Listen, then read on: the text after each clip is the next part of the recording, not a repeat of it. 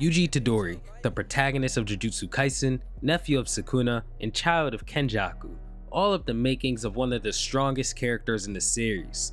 To make this quick, we'll be going over Yuji's stats, abilities, and techniques, and then we'll be going over his final fight with Sukuna in order to accurately grasp where he stands among the rest of the cast. With that said, if you enjoy videos such as this, do not forget to leave a like and subscribe. And now, let's get into it. Starting with Yuji's strength, Yuji without a doubt has some of the highest physical strength in the series. Before he even became relative to characters such as Yuta Hakari, he's been shown kicking massive pillars of concrete with so much speed that it would make contact with Sukuna before he realized it was even launched toward him. A pillar that size could be estimated to be more than 4 tons, although actual calculations would most likely suggest it to be heavier. He's also been shown to jump 20 stories from 2 buildings in order to reach Sukuna and begin their fight. Mind you, both of these feats were within the same exact chapter and from a weaker Yuji than the one we see in his final battle against Sukuna. Yuji Itadori, when fighting Sukuna in the Shinjuku Showdown, was shown to pull off some insane strength feats by being able to damage the weakened Sukuna with his punches and throw him into a building with so much force that the building would completely collapse. Yuji, as of the Shinjuku Showdown, is certainly at a point where he can hang with the best in terms of physical strength.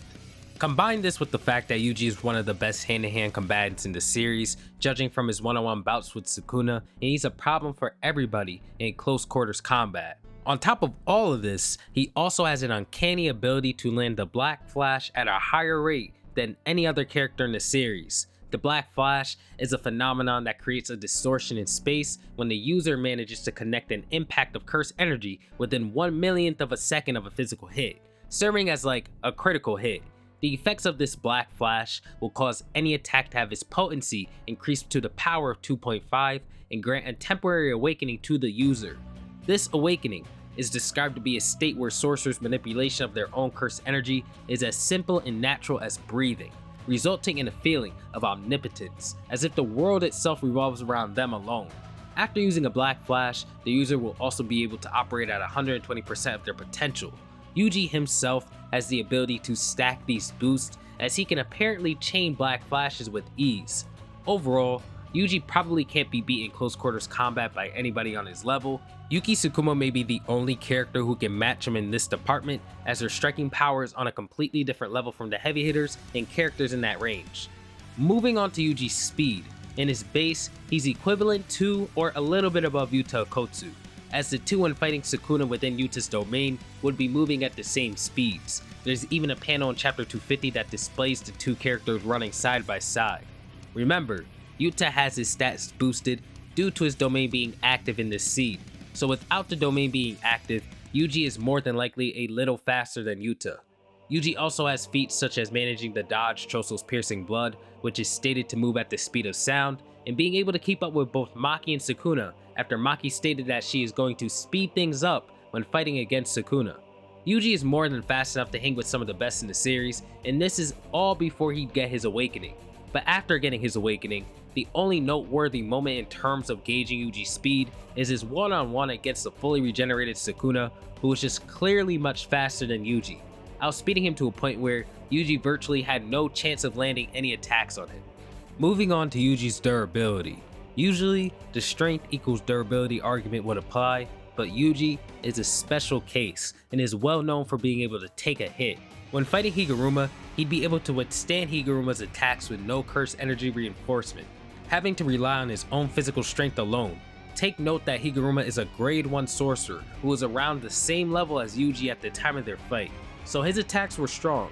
Yuji was also able to be punched across Tokyo by Sukuna and eat the attack, getting back up the fight a few moments later. In this same chapter, he'd walk through an onslaught of dismantles shot toward him by a nerfed Sukuna. When fighting against Sukuna in the Shinjuku Showdown, there'd be many displays of his durability. Sukuna would be able to use cleave directly on Yuji's skull and he'd survive, continuing to fight. Sukuna would punch Yuji into a crater and he'd brush it off, continuing to fight. And this impressive durability is far surpassed by Yuji's endurance.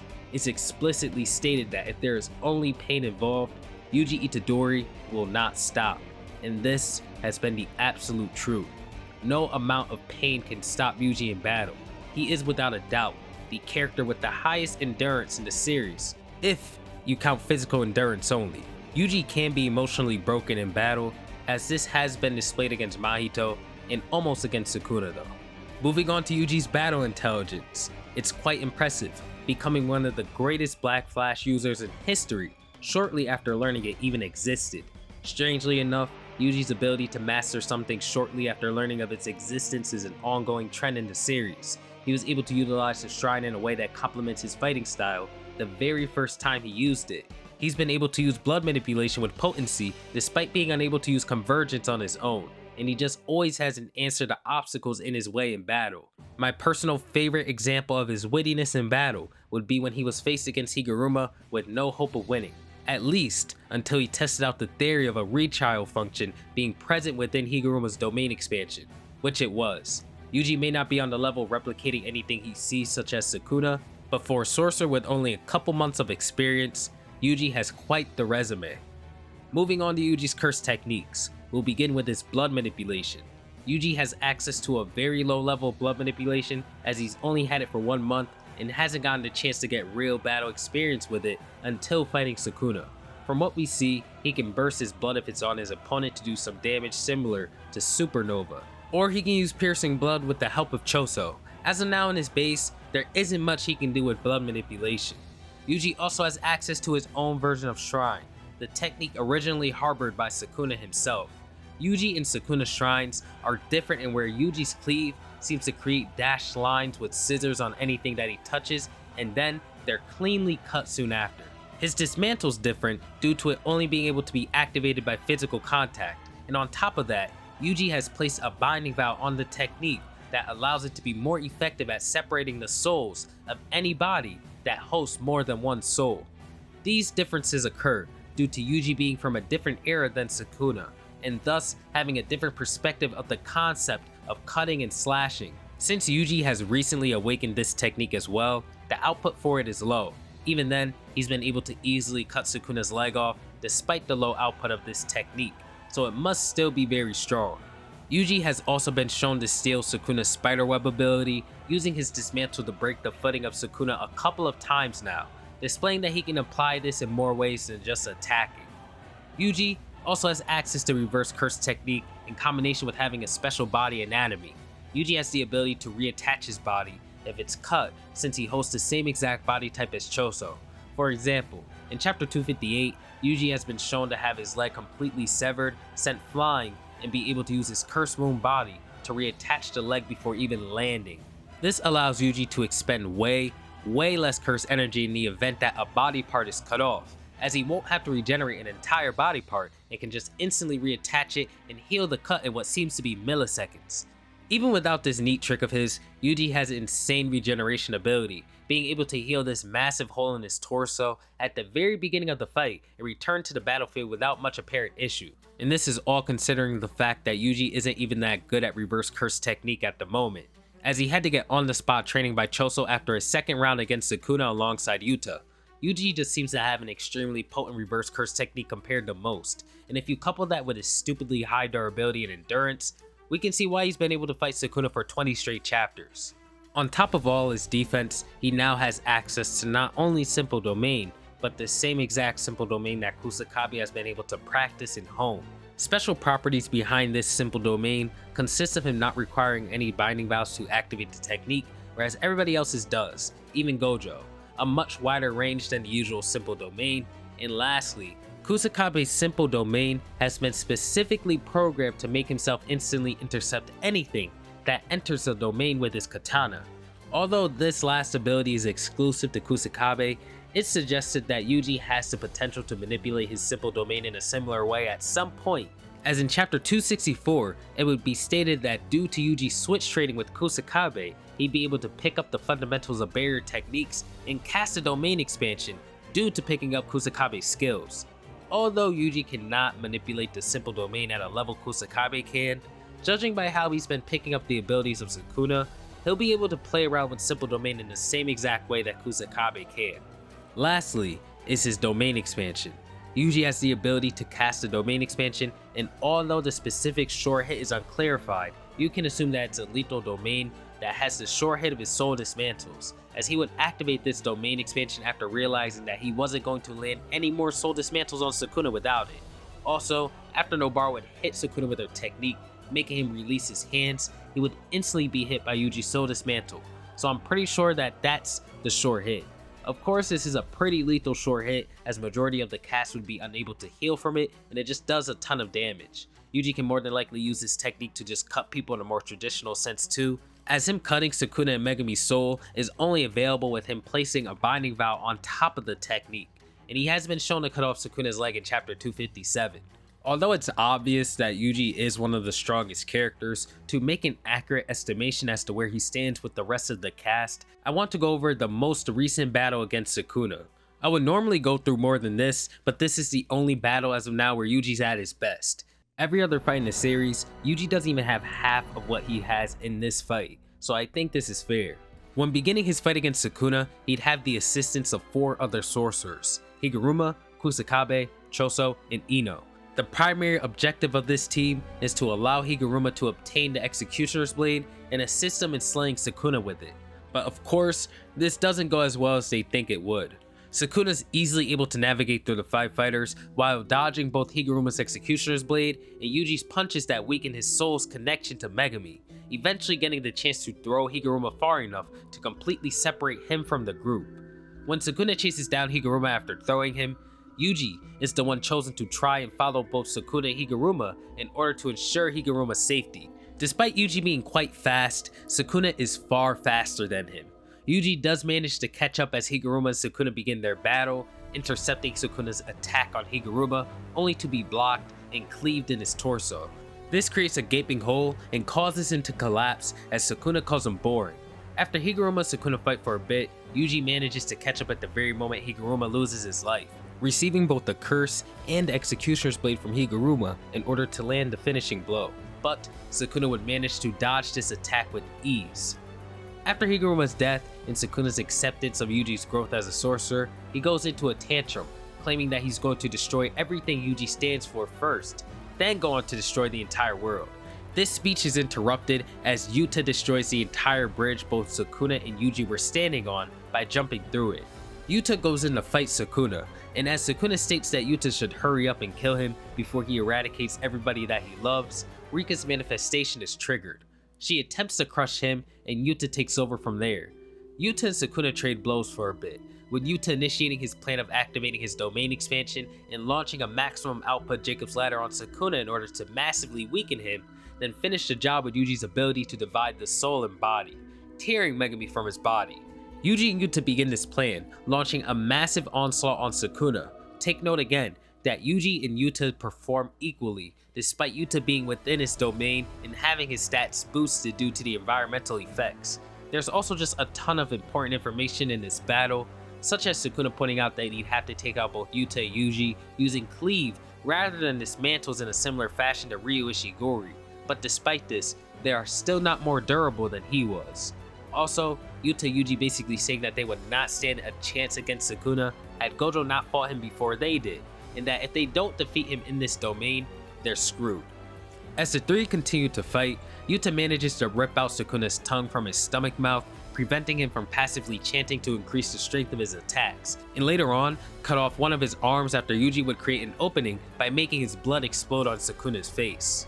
Yuji and Rika then get the opportunity to hold down Sukuna, and Yuta launches a maximum output Jacob's Ladder, with Yuji getting the opportunity to enter the barrier between Megami and Sukuna's soul. But Megami refuses to cooperate as he's too deep into despair, allowing Sukuna to regain control and launch a world-cutting slash on all 3 of his challengers, removing Yuta and Rika from the battle and allowing Maki to have her turn. As for Yuji's condition, due to his body's anatomy changing after consuming the death painting wombs, he was more than likely able to reattach himself after taking the attack. It did tons of damage to him though, because he'd begin to reel and collapse shortly after tanking not only the world-cutting slash, but also all the times that Sukuna would cut holes into his body before. When it comes to this round against Sukuna, Yuta certainly had a better showing than Yuji in this battle, as it's obviously within his domain, but Yuji was still impressive himself, being able to easily keep up with Rika and Yuta's attacks and complete his portion of their strategy. After Maki would take over for a bit, Yuji is not seen until Miguel finishes up stalling for time and everybody returns to the battlefield.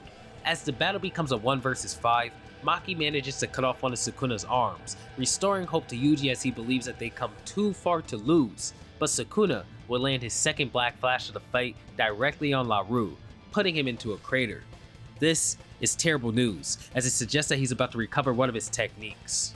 As Sukuna begins to rev up after landing his second Black Flash, Yuji, Choso, and Maki all fight against Sukuna with the objective of finishing the battle here and now. But things are only getting worse as he lands a Black Flash on Maki and then Choso. But Yuji comes in soon after, punching Sukuna away from Choso and grabbing something from him before focusing on Sukuna again.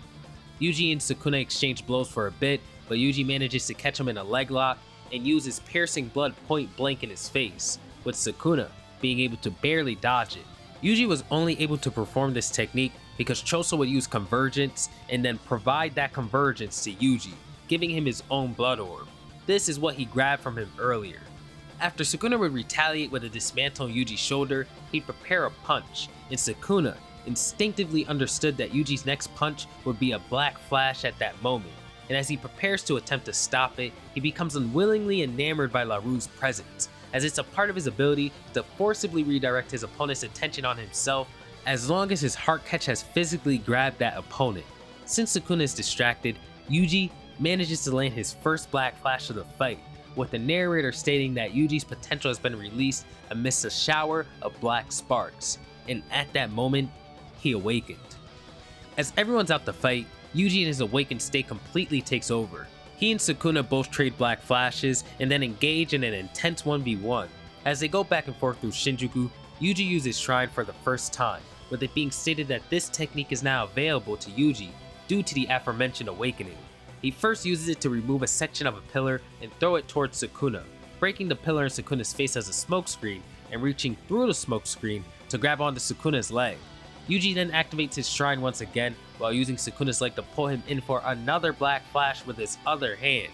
After this Black Flash lands, Sukuna's leg is severed by Yuji's cleave as well, pulling this massive combo off while Sukuna was launching dismantles point blank, completely ignoring the attacks. Yuji's completely in the zone in this round, going on to land 4 more Black Flashes on Sukuna in this chapter alone, with the assistance of Ino distracting Sukuna for 2 of those Black Flashes.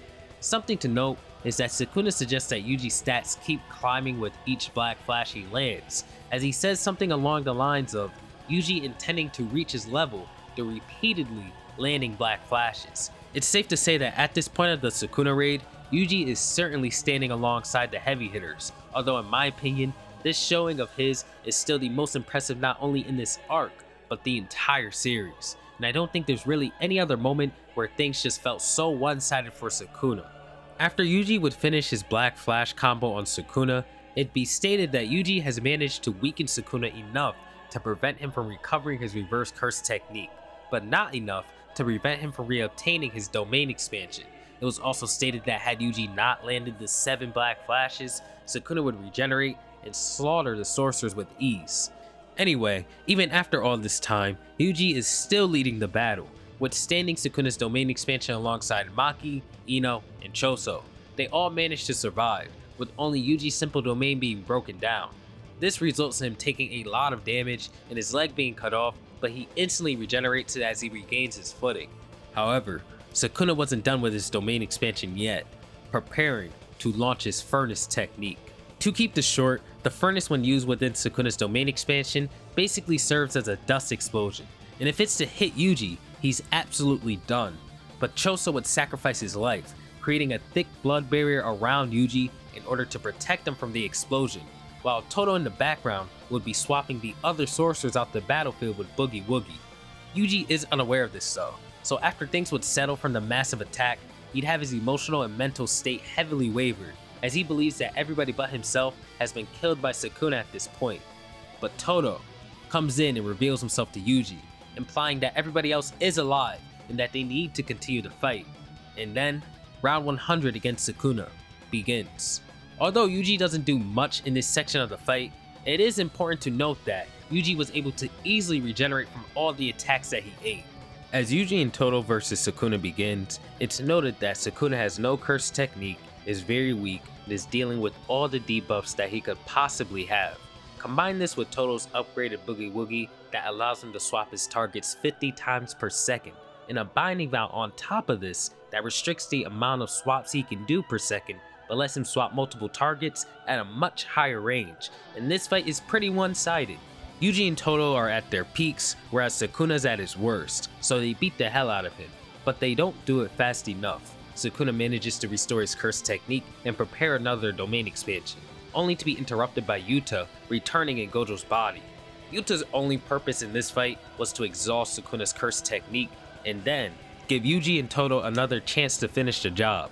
They begin round 101, Yuji managing to land a direct dismantle into the boundary between Sukuna and Megumi's soul, massively weakening it. Sukuna does state that this technique is so potent that if he gets hit by it a few more times, he's going to be separated from Megumi's body and lose. And this puts Sukuna in a defensive position against Yuji once more, dodging his attacks until Toto would swap in Hana, completely catching Sukuna off guard with a direct, maximum output Jacob's Ladder. To note, this Jacob's Ladder is very weakened despite being maximum output due to Hana having only one arm. If you remember when Naobito fought Jogo, it was stated that Naobito's curse technique was hindered by the fact that he only had one arm. Same thing applies to Hana. So Sukuna manages to tank this Jacob's Ladder head on and jump all the way up to Hana. He throws a black flash which is eaten by Toto, who jumped in the way to protect Hana. The two are sent flying into a crater and Yuji's the last one left. As Sukuna's midair after this punch, Yuji gets right behind him, punches him in the face, and drops his weight to go beneath Sukuna, grabbing both of his legs and slamming him through a building. Yuji tries to finish the job, but Sukuna restored his reverse curse technique, which is basically a game over. All of that effort for nothing. Yuji then gets pummeled horribly. No matter what happens, Sukuna with his physical body at his peak is way too fast and way too strong for Yuji, so he's unable to even land a hit. So he's cornered. At this point, Yuji desperately activates his domain expansion and the battle enters its final phase. Yuji and Sukuna clash one last time and they engage in a very close back and forth, but eventually it's revealed that Sukuna's final finger was always in the possession of Jujutsu High and wasn't eaten by Yuta. Nobara is then shown. She uses her resonance one last time, giving Yuji the opportunity to land one last soul dismantle, and then he follows it up with a black flash on Sukuna, ending the battle. Yuji has certainly come quite far in the story, being able to match and overcome the King of Curses with tons of help from other sorcerers, but he did lead the battle and contribute more than anybody that wasn't named Gojo, so his battle against Sukuna is still impressive. Against all fellow grade 1 sorcerers, Yuji stomps them with no difficulty. Against all sorcerers who sit firmly above that, such as Ryu, Uro, Kashimo, etc., I believe Yuji wouldn't just outright stomp them, but he'd be able to combat and overcome them with medium difficulty. Maki isn't beating Yuji, as Yuji directly counters her strongest weapon due to his anatomy and can match her in her playing ground. Hakari isn't beating Yuji, as Yuji has the ability to directly target the soul and can render Hakari's regeneration null. Yuta, well, that'll be its own video. Same for Kenjaku. Yuji definitely isn't hanging with Sukuna and Gojo though, so if you had to ask me how strong is Yuji, I'd say without a doubt, he hangs in the top 5 range. With that said, if you guys watched through the video, thank you so much. I appreciate the support, and I'll catch you on the next one. Peace out.